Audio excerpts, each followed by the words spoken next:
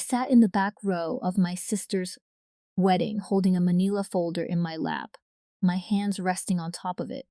The way you hold something you've made a final decision about, the organ music already swelling through the sanctuary, candles lit down both sides of the aisle, the specific hush of 200 people all pretending not to check their phones while they waited. I want to be clear about something right away. It wasn't photos of an affair. It wasn't old text messages I'd printed out of spite. It was something far more consequential than betrayal, something that meant the man standing at that altar, waiting for my sister to walk down the aisle toward him, legally could not marry her at all. I decided, sitting in that pew, in a dress my mother picked out for me, pale blue, the color she always chooses for me, because she says it's flattering without drawing attention, that this ceremony wasn't going to reach the vows. Welcome to Sweet Payback Stories. Tonight's story begins in the back row of a wedding. Nobody expected to end the way it did, and ends with a family finally understanding exactly how much they'd overlooked in their rush to move past something uncomfortable. My name is Renata Cole. I'm 33 years old, and I work as an insurance claims investigator, the kind of job that trains you, whether you want it to or not, to verify everything, to trust documentation over assurances. You'll figure it out. To notice the specific shape of a story that doesn't quite hold together under close examination. I want you to hold on to that particular professional habit because it's the exact skill that carried me through everything that led to that folder sitting in my lap in the back row of that church. I need to take you back about 18 months because you can't understand what happened at that wedding without understanding what came apart before it. Derek and I were engaged for 2 years before we ended things, a slow, painful unraveling, rather than one dramatic rupture, the kind of break where you spend months after still catching yourself reaching for your phone to tell him something before remembering you don't do that anymore. A grocery store aisle, a funny thing a stranger said on the train, small ordinary moments that used to belong to both of us, and suddenly, overnight, belonged only to me. We'd built something together during those years, beyond just the relationship itself, a small bakery. Cole and Marsh, named after both our last names, a modest storefront we'd opened with a business loan, and more optimism than either of us fully understood the weight of. At the time, hand-painted sign, mismatched chairs we'd collected from estate sales, because we couldn't afford matching furniture yet. The smell of cardamom rolls every Saturday morning that I can still conjure perfectly in my memory, even now. When we split, Derek told me he'd handle buying out my half of the business cleanly, a fair valuation, papers filed properly, a clean break that would let both of us move forward without the bakery hanging between us, as one more complicated thread to untangle. I believed him. I had, at that point, very little reason not to. My sister Vanessa started seeing Derek about 4 months after we ended things, a timeline that still, if I'm honest, sits uncomfortably in my chest, no matter how many times I've tried to make peace with it. I want to be fair to both of them here, because I think the easy version of this story, the one where Vanessa is simply a scheming villain who stole something from me, isn't actually the truest version. People fall into relationships in messy, complicated timelines all the time, and I don't think either of them set out that year to hurt me deliberately. What happened afterward, though, is a different story entirely. My parents threw them an engagement party within the year, then began planning a full wedding, not elaborate affair. The kind of celebration our family never quite managed for anyone else. Venue deposits and flower arrangements and a guest list that grew each time I heard about it secondhand rather than directly. I was invited, eventually, almost as an afterthought. Seated at every planning conversation and family gathering, leading up to it, in whatever position was furthest from the center of things. I noticed the pattern before I ever named it out loud to myself. At the engagement party, I was seated at a table near the kitchen door. At the bridal shower, my chair ended up in a corner near the coat closet. It wasn't cruelty exactly, I don't think. You'll figure it out. It was a family habit of managing discomfort by minimizing whoever's presence complicated the story they preferred to tell about themselves. The bakery question resurfaced almost by accident. You'll figure it out. The way most of the important discoveries in this story did. I was reviewing some old business records for an unrelated tax matter. My accountant had asked for documentation going back several years, and in pulling those files together, I noticed something that stopped me cold at my own kitchen table. The LLC's state filings had never actually been updated to remove my name. Not once in the year and a half since Derek told me he'd bought out my interest. According to the state's own business registry, I remained, unknowingly, a full legal co-owner of Cole and Marsh Bakery. I sat with that discovery for several days before deciding what to do with it. As a legal co-owner, even one who'd stepped back entirely from day-to-day operations, I was still entitled to review the business's financial records, a right I genuinely never once exercised since the breakup. Trusting Derek's word that everything had been settled, I requested those records formally through the business's registered accountant, and what came back reframed the entire situation. My sister had been receiving regular financial distributions from the bakery for months, structured, according to internal notes I found in the file, as a step toward formalizing her own ownership stake as a wedding gift from Derek, an asset transfer that was apparently going to be finalized shortly after the ceremony, an asset that was never fully his to give away in the first place, because a portion of it, unbeknownst to any of them, still legally belonged to me. I want to be honest that even this discovery, as unsettling as it was, didn't feel like enough to justify disrupting my sister's wedding. A business dispute is a business dispute, something that could be resolved through attorneys and paperwork after the fact, uncomfortable but survivable, the kind of family complication plenty of people manage to work through eventually. What actually changed everything came from a direction I never expected, arriving almost by accident through my own work. I was running a routine background verification for an unrelated claims case at my job, the kind of thorough documentation check that's simply part of how I do my work, cross-referencing a claimant's identity across several public and international registries to rule out fraud, coffee going cold beside my keyboard the way it always does when I get absorbed in a file.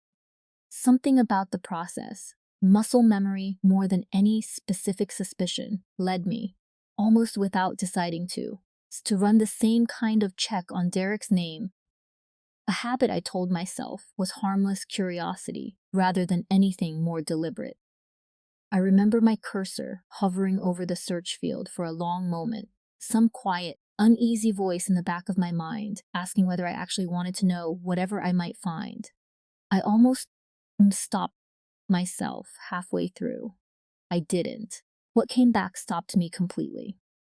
An international marriage registry showed a marriage recorded overseas during Derek's military deployment nearly a decade earlier to a woman whose name I'd never once heard him mention in 5 years of knowing him, a name that sat there on my screen looking almost too ordinary to carry the weight it suddenly did. He told me, back when we were engaged, about a brief, complicated relationship during that deployment. Something he described as an informal, uncomplicated separation once he returned stateside. Nothing that had ever been legally significant enough to require paperwork on his end. According to every record I could find, searching carefully over the following days through channels my job gives me legitimate access to, cross-referencing court filings in 3 different jurisdictions. That marriage had never actually been formally dissolved anywhere. Not annulled, not divorced. Simply left open, unresolved, for nearly a decade, while Derek built an entire subsequent life as though it had never happened at all.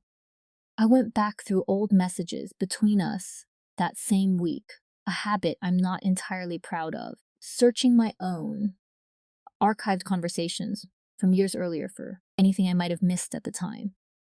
I found it eventually, a conversation from early in our engagement where I'd asked him, lightly, about his deployment years, and he'd deflected, mentioned something vague about a complicated situation overseas, before changing the subject smoothly enough that I hadn't thought twice about it at the time. I remember trusting him completely in that moment, the way you trust someone before you understand what deflection actually sounds like once you're finally listening for it. I confronted my mother privately about the bakery situation first, a smaller, more manageable piece of the larger truth I was still sitting with, sitting across from her at her own kitchen table.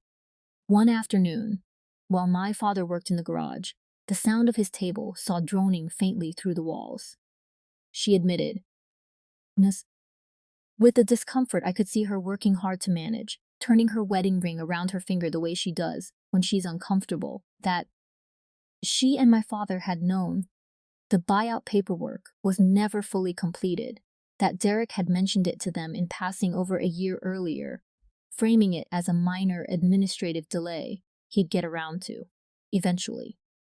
We figured it would sort itself out once they were married, she said, not quite meeting my eyes, staring, instead, at a spot on the table between us, that it would just become a family matter instead of something that needed lawyers involved. I asked her whether it had occurred to anyone that it was still, factually, a legal matter regardless of who ended up related to whom.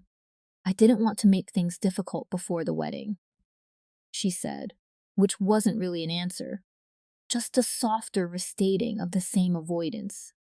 You know how your sister gets when things feel complicated. I told her I did know, actually, better than anyone, since I'd spent most of my adult life being the one asked to absorb whatever complications everyone else preferred not to deal with directly. She didn't have a good answer for that either. I sat down with Vanessa herself just 4 days before the wedding, choosing my words as carefully as I've ever chosen anything in my life. Meeting her at her apartment on a Tuesday evening while Derek was out at his bachelor party. Telling her about the bakery discrepancy first, watching her face shift from confusion to genuine distress as she began to understand what I was actually describing. Wait, he told me that was handled months ago, she said, sitting very still on her own couch, a half-wrapped wedding favor still in her hands. He showed me paperwork. I saw it myself. I told her, as gently as I could, that whatever she'd seen hadn't made it to the state's actual registry. And I watched something in her expression crack slightly. The first small fracture in a version of Derek she'd trusted completely. What became immediately clear, watching her reaction, was that she had no idea about any of it. Not the unfold paperwork, not the distributions, none of it. She genuinely believed, the same way I once had, that Derek had simply handled things properly on his end. I didn't tell her about the marriage registry that day. I wasn't ready yet, and some part of me, I'll admit honestly, was still hoping I might find some explanation that made it less serious than it actually was, some clerical error, some paperwork lag that would resolve itself with one more phone call. I didn't find one. Every additional record I pulled over the following days only confirmed what I'd already found. No annulment filed anywhere I could locate. No divorce decree Nothing except a marriage that had simply been left open for a decade, while Derek quietly built an entirely different life on top of it. I sat with the full weight of what I knew for 2 more days before the wedding, genuinely tempted, more than once, to simply let the ceremony happen and deal with everything else afterward, through attorneys, through careful, private conversations, once the day itself had passed. I want to be honest about why that temptation existed, because I think it matters. Staying silent would have been easier. It would have spared me being blamed, yet again, for ruining something my family had built an entire elaborate celebration around. I had to sit with that motive honestly, ask myself whether my hesitation was actually about protecting my sister from a painful, public disruption, or about protecting myself from becoming, once again, the difficult daughter who complicated things.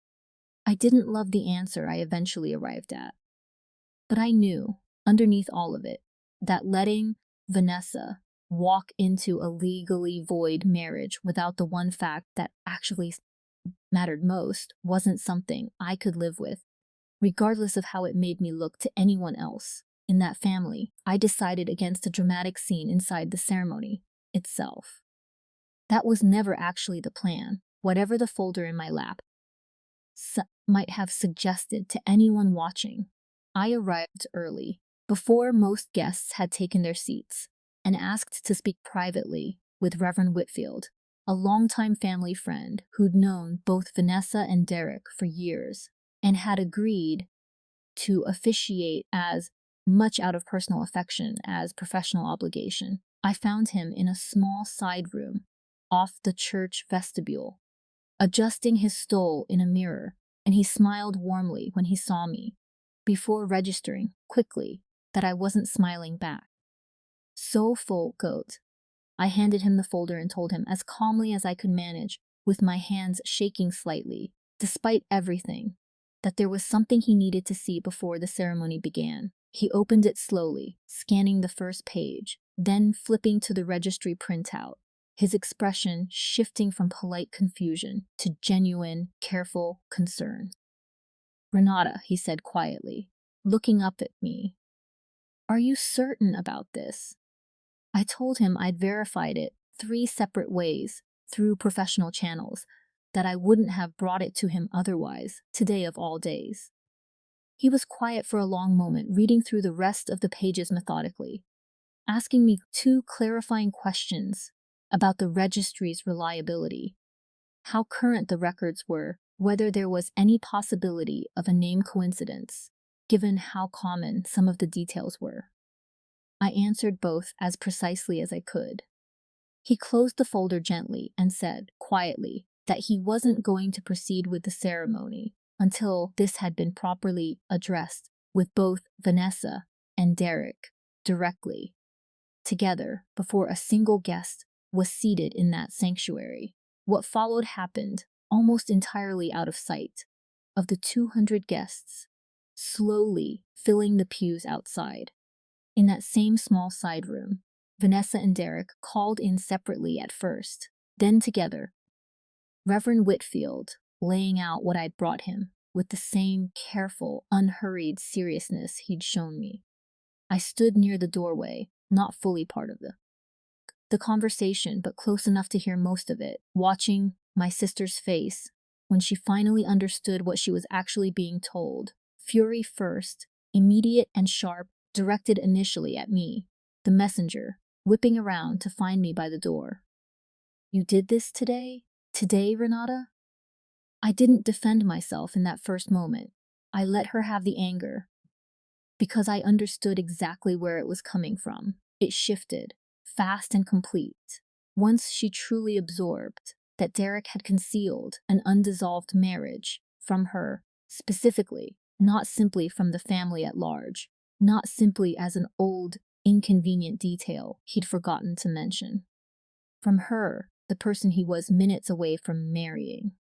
I watched her turn back toward him, her voice dropping to something quieter and far more dangerous than the anger she'd aimed at me. "Is this true?" she asked him, and the silence that followed answered the question. Before he ever managed to say a word, Dorek didn't deny it. I want to note that because it matters.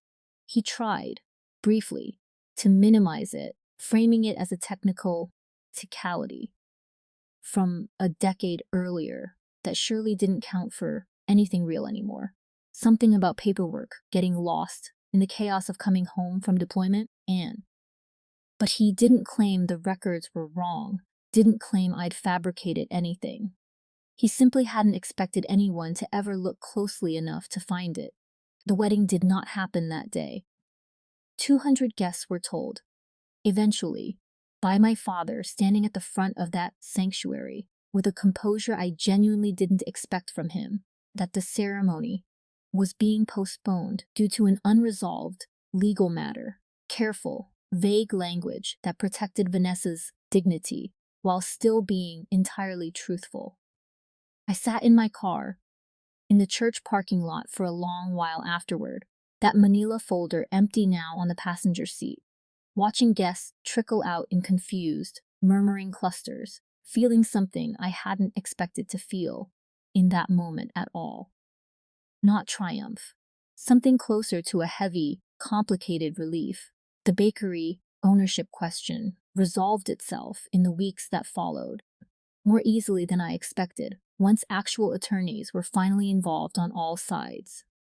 My interest was properly bought out this time, documented cleanly, a fair valuation agreed upon without a single raised voice, papers filed correctly with the state for the first time in the business's history. Vanessa, once everything settled, reached out to me directly, not immediately. It took her the better part of 2 months to find her way to that conversation. But she did eventually call, her voice rawer than I'd heard it in years. I keep replaying that room, she said. How close I came to not knowing. She was quiet for a moment, and then, thank you for telling the truth. Even though it cost you everything, it cost me that day. Maybe more, honestly, because everyone got to be angry at me out loud. You just had to sit in the back row and watch it happen. I told her I hadn't done it to be thanked, and she said, quietly, that she knew that it mattered more for exactly that reason. We talked for almost 2 hours that night, longer than we'd talked in years, both of us picking carefully through what was left of the family story we'd grown up, inside side.